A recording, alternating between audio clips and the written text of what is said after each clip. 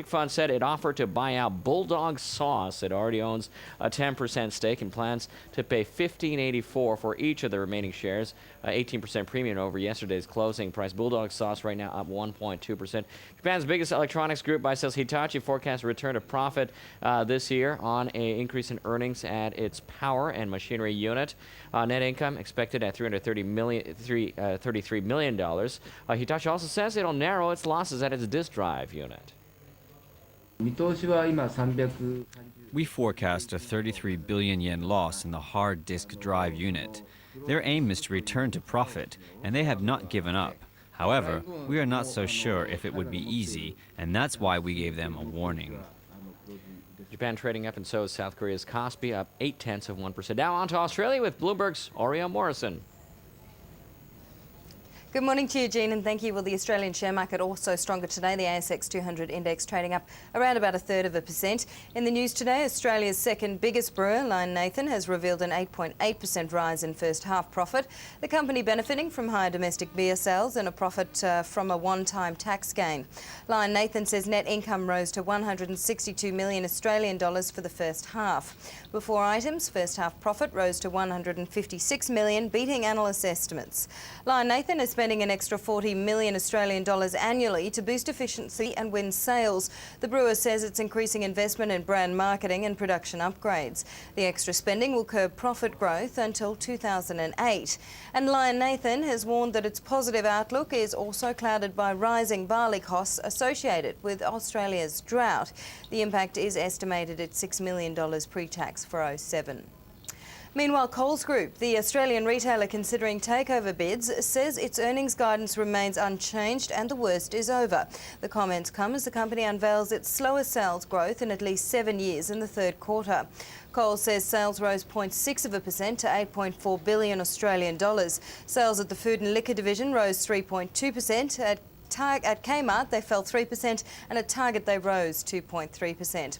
The retailer says it expects sales to improve in the fourth quarter. It's also confirmed that final bids for the company are due by the 25th of June. Coles has hired Grant Samuel as an independent expert to compile a valuation of the company. Well, in other news this morning, Airline Partners Australia says it will not make another bid for Qantas. APA says under the current circumstances, another bid would be unlikely to succeed. The consortium would have needed to submit any new bid to Australia's Foreign Investment Review Board. It may have faced hostility from some lawmakers and employees concerned that the airline could be broken up and jobs moved offshore. Some investors turned against the offer after Qantas forecast profit to almost double in 2008. The comments come as the board of Qantas meets today for the first time since the takeover offer collapsed. Finally, Macquarie Bank and Orica may bid as much as $1.1 billion to buy a German maker of steel tension products. The Australian Financial Review reports that the two companies are in talks about the acquisitions with Industry Capital, a Stockholm-based private equity firm. Orica and Macquarie would split the company's operations, with Orica taking the Australian-based mining unit and Macquarie taking the overseas construction business. Orica has so far declined to comment on the report. That wraps it up from Australia, but do stay with us. We'll be back with more after this short break. You're watching Bloomberg Live.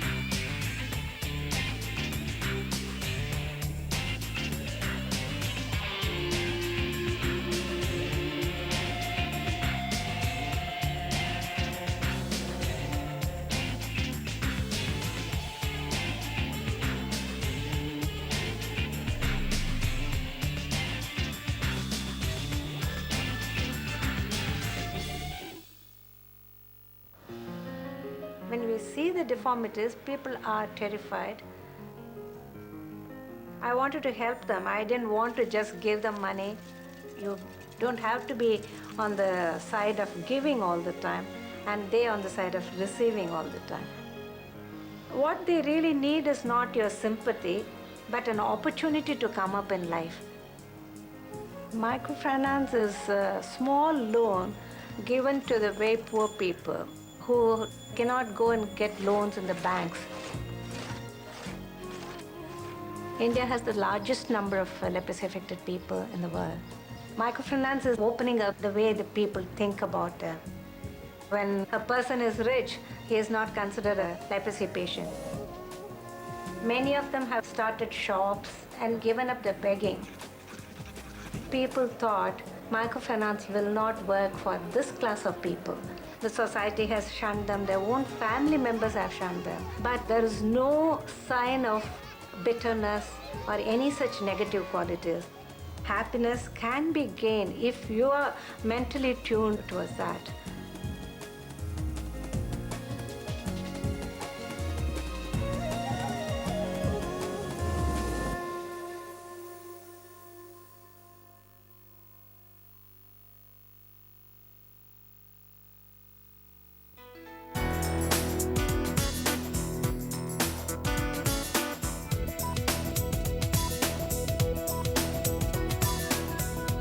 Asian markets open so far, all in the money for today. Welcome back to the show. It is 11 past the hour. This is Bloomberg Live you're tuned to. Thank you very much for spending part of your busy morning with us. Pop quiz. What Asian metropolis commands the highest real estate prices? Is it Tokyo? Is it Hong Kong? Is it Mumbai? Well, CV Richard Ellis's commercial rents in Hanoi, Vietnam may hit nearly $50 a square meter, among the highest in the region. The consultancy says demand is catapulting, yet supply is going to be capped at about 400 or so thousand square meters in coming years. How is that affecting expansion plans of developers like Indochina Land, which has a portfolio of more than $1 billion in real estate in that nation? Baron Amu, CEO of Indochina's Hotel and Resorts arm, joins us on the program today. Mr. Amu, welcome to the program. What's the answer to that question? If costs are going up and rents and prices are going up, does it make it more expensive to grow a company like Indochina? Well, obviously, yes. Obviously, I think business is now being done at a different level than it was just 12 months ago. So I think you could see that with the proliferation of demand and supply, actually. Mm-hmm. And what is it? So what exactly is that doing to the hotel business, which you're responsible for at Indochina? Are you trying to put a cap on investment? Are you looking ever more carefully at where you're investing, given that it is a very young and obviously vibrant but still nascent tourism market?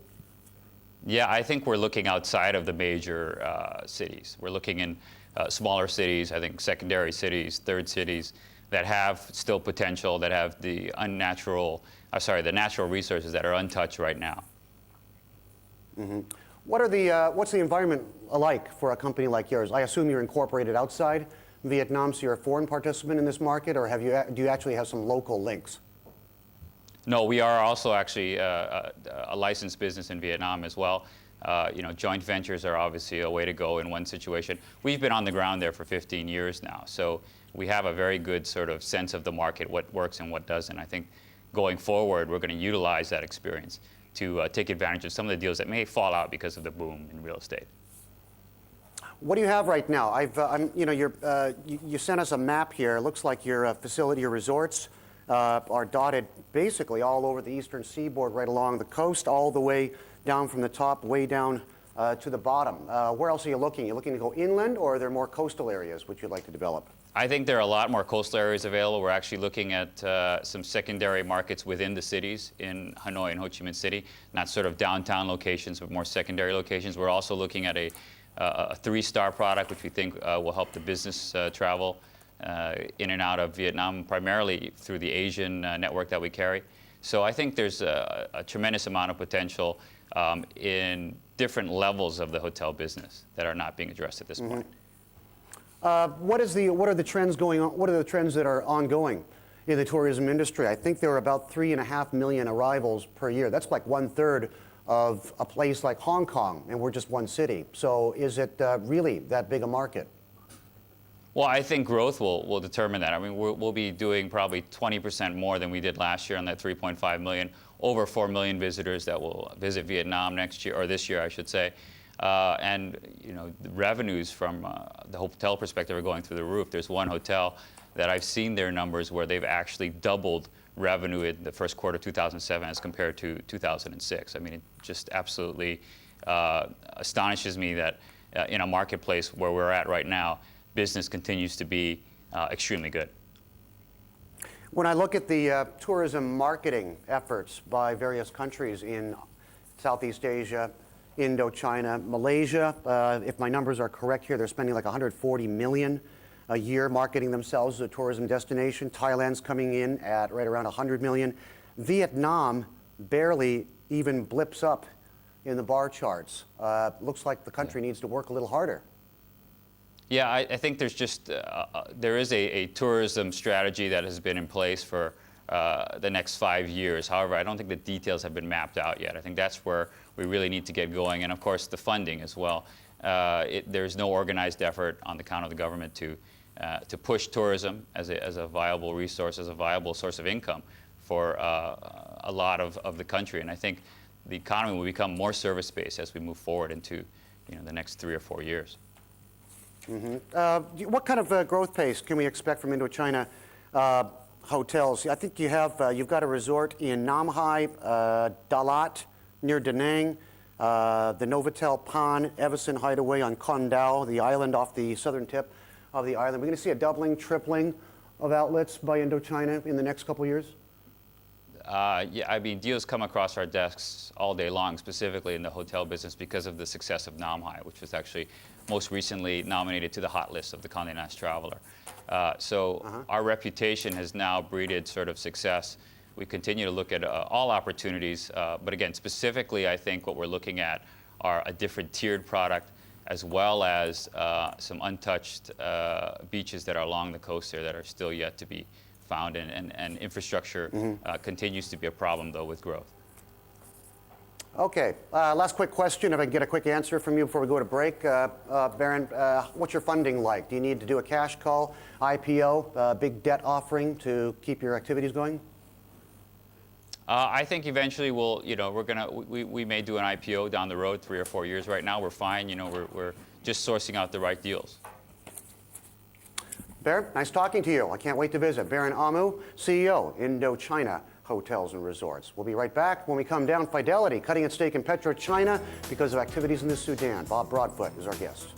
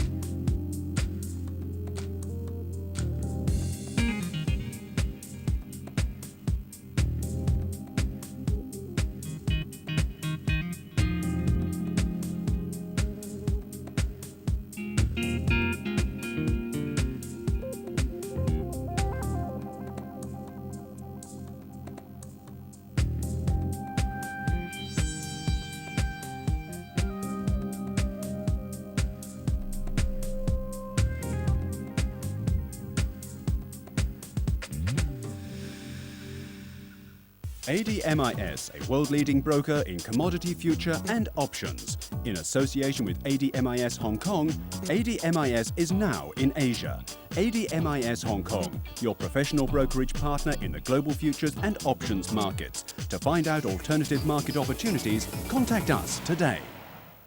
The following segment of Bloomberg Live is brought to you by ING Private Banking. ING Private Banking, taking you further.